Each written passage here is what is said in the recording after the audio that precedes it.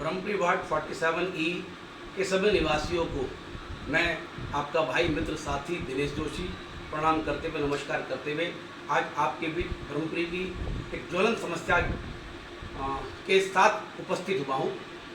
तो बात थोड़ी लंबी होगी पर मुझे पूरी उम्मीद है कि आप मुझे पूरा सुनेंगे और मेरी बात को ब्रह्मपुरी के हर व्हाट्सएप ग्रुप में ब्रह्मपुरी के प्रत्येक व्यक्ति के व्हाट्सएप में फॉरवर्ड करेंगे। साथियों, ब्रह्मपुरी की जो ज्वलंत समस्या है, जो उसकी असली समस्या है, वो नाली और खनिजे नहीं है, बिजली और पानी नहीं है। ब्रह्मपुरी की असली समस्या है ब्रह्मपुरी से हिंदुओं का पलायन। और इसके 3 मुख्य कारण हैं। सबसे पहला और बड़ा कारण है एक विशेष वर्ग के आने से हिंदुओं में भगदड़ सी मच जाती है। इसके बारे में आप सब जानते हैं, विस्तार से इस पर चर्चा करना बेकार है। लेकिन जो 2 अन्य कारण हैं उनमें एक बड़ा कारण है ब्रह्मपुरी से ऐसे लोगों का पलायन जो ब्रह्मपुरी में पैदा हुए, ब्रह्मपुरी में पले बड़े, शिक्षित हुए और जिन्होंने अपने कैरियर को बुलंदी पर पहुंचाया। कैरियर बनने के साथ ही उन्होंने सबसे पहला जो काम किया, ब्रह्मपुरी को छोड़कर ब्रह्मपुरी को तिलांजलि देने का काम किया। और एक तो तर्क देते हैं, वो मैं तो उसे कुतर्क कहता हूँ। वो ब्रह्मपुरी छोड़ने के साथ एक कुतर्क करते हैं कि ब्रह्मपुरी में उनके बच्चों का कैरियर जो सिक्योर नहीं है, क्योंकि ब्रह्मपुरी में अच्छे स्कूल नहीं है, ब्रह्मपुरी की कनेक्टिविटी पुअर है।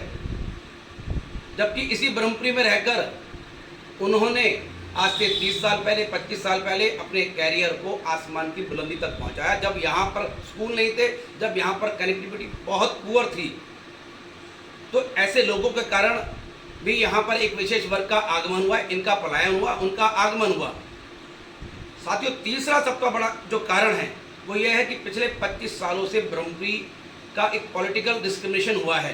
ब्रह्मपुरी के हर राजनीतिक कार्यकर्ता का एक पॉलिटिकल डिस्क्रिमिनेशन हुआ है कि पिछले 25 सालों से दिल्ली नगर निगम में हर बार हम पर एक बाहरी प्रत्याशी थोप दिया जाता है और हम कभी विचारधारा के नाम पर, कभी क्षेत्र और जात के नाम पर उसको जितवाते हैं। और वो 5 साल शासन करने के बाद, क्योंकि निगम में रोटेशन प्रणाली है, अगले 5 साल बाद वो किसी और वार्ड में नजरें गड़ाता है और ब्रह्मपुरी के हाल पर छोड़कर चला जाता है।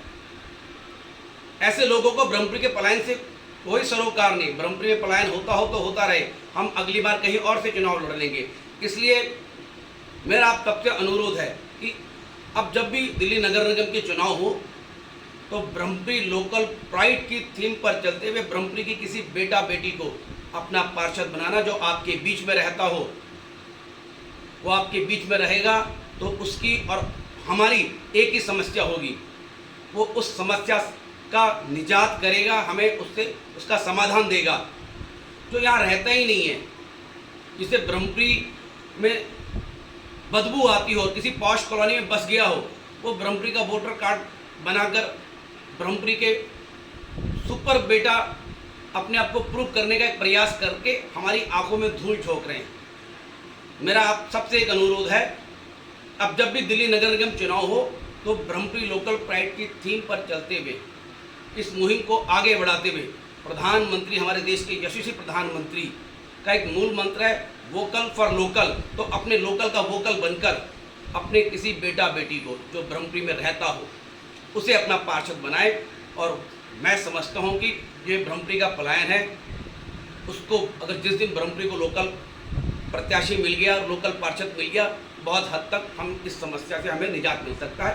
तो आप सबसे अनुरोध है कि ब्रह्मपुरी लोकल प्राइड की थीम, इस मुहिम को आगे बढ़ाते हुए ब्रह्मपुरी लोकल प्राइड की आवाज़ बने, वोकल फॉर लोकल बने और अगला आपका जो पार्षद हो वो ब्रह्मपुरी लोकल प्राइड का हो। धन्यवाद। जय हिंद, जय श्री राम।